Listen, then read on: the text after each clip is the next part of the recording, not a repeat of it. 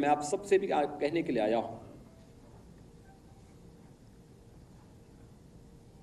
कि जो दृश्य 1947 में हुआ था वही दृश्य तो आज बांग्लादेश के अंदर हम सबको देखने को मिल रहा है। 1.5 करोड़ हिंदू किस तरीके से बांग्लादेश के अंदर आज चिल्ला चिल्ला करके अपने आप को, अपनी अस्मिता को बचाने के लिए गुहार लगा रहे हैं, और दुनिया के मुंह सिले हुए कथित सेकुलरिस्ट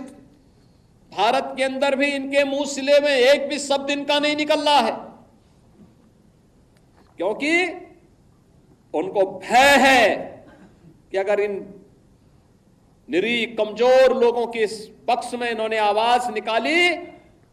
तो इनका वोट बैंक खिसक जाएगा। वोट बैंक की चिंता है, लेकिन मानवीय संवेदना इनकी मर चुकी है। मानवता के रक्षा के लिए इनके मुंह से एक भी शब्द नहीं निकलने वाला है, नहीं निकलेगा, क्योंकि इन्होंने आजादी के बाद लगातार उसी प्रकार की राजनीति को प्रेरित और प्रोत्साहित किया, उसको लेकर के आगे बढ़ते रहे। ये लगातार बांटो राज करो की उस राजनीति के तहत ये लोग देश के अंदर कार्य करते रहे। अंग्रेजों से सत्ता इन्होंने उस समय प्राप्त की। ये वास्तव में भारत की सत्ता का नेतृत्व नहीं कर रहे थे, बल्कि अंग्रेजों के ही, ब्रिटिशर के ही मानस पुत्रों के रूप में इन्होंने भारत की सत्ता को उस रूप में संचालन करना शुरू किया जैसे ब्रिटिशर इस देश के अंदर कर रहे थे। और आज उसी का दुष्परिणाम यह देश लगातार चुकाया है,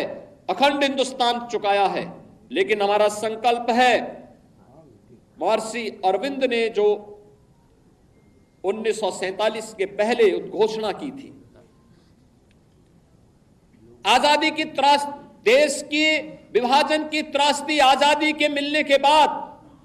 अक्सर उन्होंने इस बारे में अपनी चिंता व्यक्त भी की, और उन्होंने इस बात को कहा था कि आध्यात्मिक जगत में पाकिस्तान कोई वास्तविकता नहीं है,